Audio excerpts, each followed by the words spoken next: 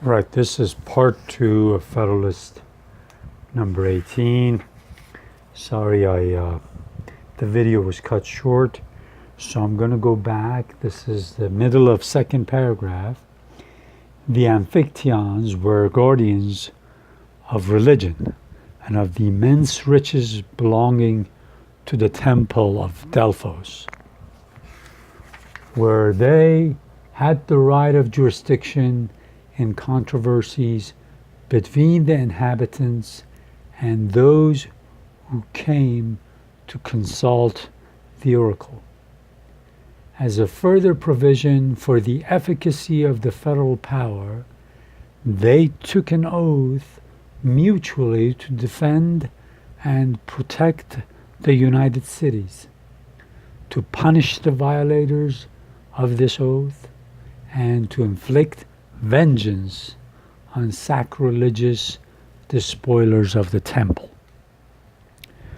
So the Amphictyonic League, some historians say that there were 12 tribes, 12 area groups of people that had come together as a league, partly, of course, to mutually defend themselves from aggressors, from people that might come and attack them.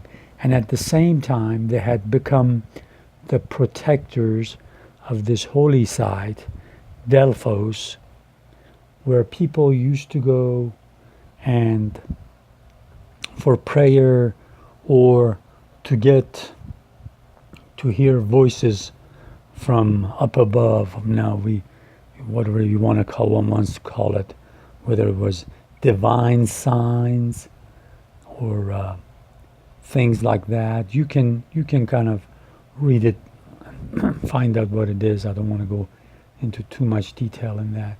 But it was a holy site, so they had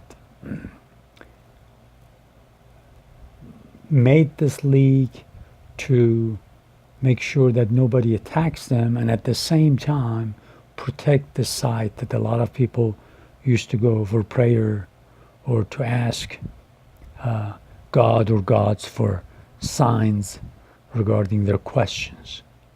And if somebody violated this holy site, this temple, that's why he uses the word sacrilege.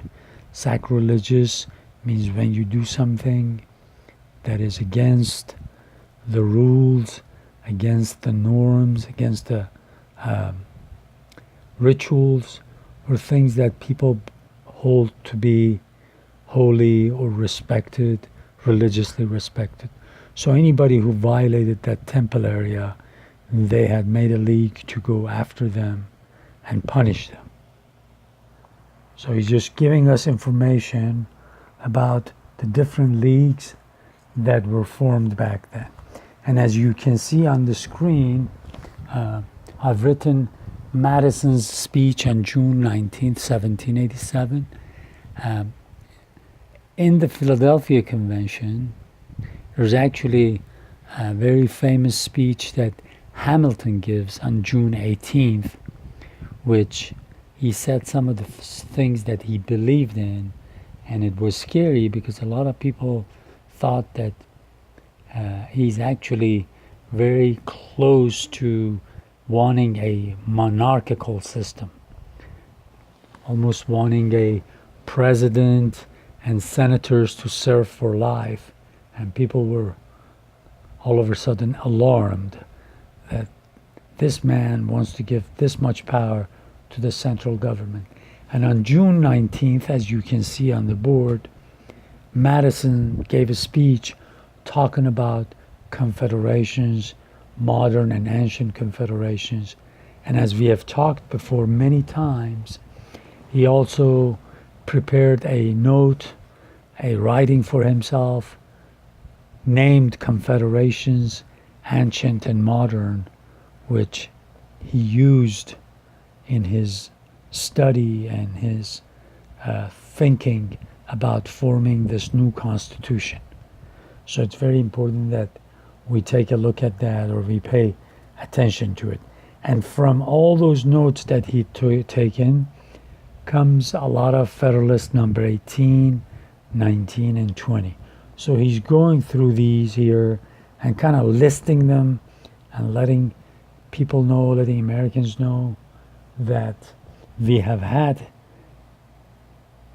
confederations in the past.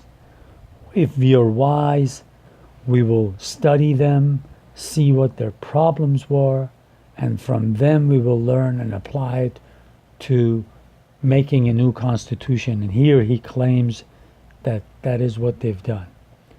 They've looked at all these old confederations, and this union, this constitution that is a new constitution, it's actually taken account of all of those things and has provided for safety of the people now.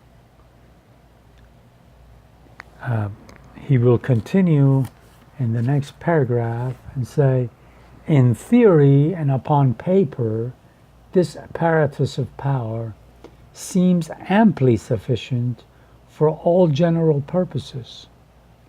In several material instances, they exceeded the powers enumerated in the Articles of Confederation. The Amphictyons had in their hands the superstition of the times, one of the principal engines by which government was then maintained. They had a declared authority to use coercion against refractory cities and were bound by oath to exert this authority on the necessary occasions. So he says, in theory, when you look at it in paper, they had a good constitution. They had a good confederacy. It was just kind of like our confederacy right now. He's saying all of these because in the next paragraph he's going to say, well, that was in theory, but this is actually what happened. And we will read that here. Very different, nevertheless, was the experiment from the theory. See, right off the bat, the first line says, their experience was totally different from the theory. The powers, like those of present Congress, were administered by deputies appointed wholly by the cities in their political capacities and exercised over them in the same capacities.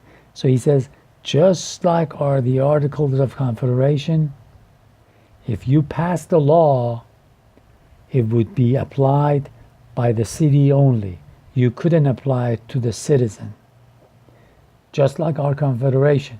If we wanted to do something, we wanted to ask something from the citizens of the state, we had to go ask the state legislature. We couldn't directly go to the person itself. So he says, that's what the similarity is.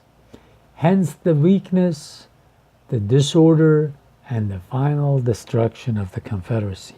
And he says, look at what happened. Weakness, destruction.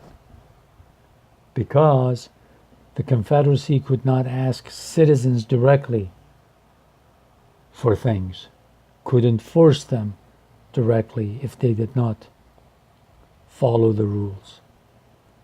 The more powerful members, instead of being kept in awe and subordination, instead of the most powerful members, instead of getting respect, tyrannized successively over all the rest. They just showed force over all the rest and acted like tyrants, dictators, tyrannized over them, he says. Athens, as we learn from Demosthenes, was the arbiter of Greece 73 years. The Lacedaemonians next governed it 29 years. At a subsequent period, after the Battle of Leuctra, the Thebans had their turn of domination. So he says, when that weakness is there, what happens is you will get Athens comes to power first, then Lacedaemonians, that's the Spartans. What is the area? That's Sparta. And then the Thebans. So it's constantly up and down. It's never stable.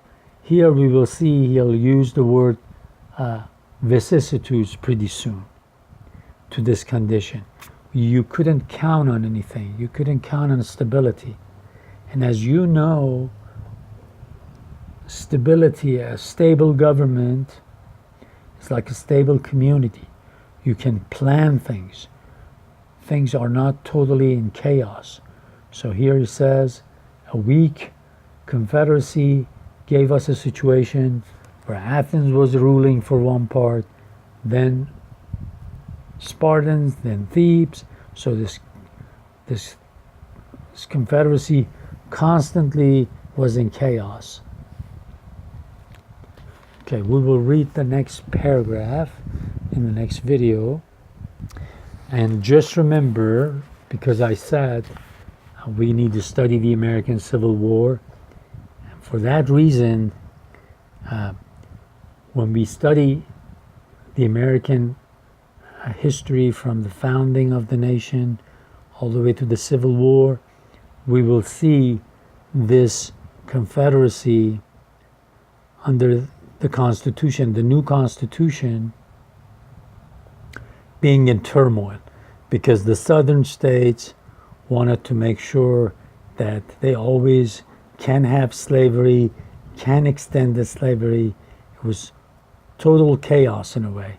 They always had to make compromises over the issue of slavery, and they did it once, they did it twice, and gradually got to a point that they could not be any more compromise. It had to be solved, and the Civil War came. So that was another weakness that, like I said, was put in place in the Constitution before the 14th Amendment kicked in, before the 13th and 15th Amendment kicked in. So as we go forward, we will talk about these things also.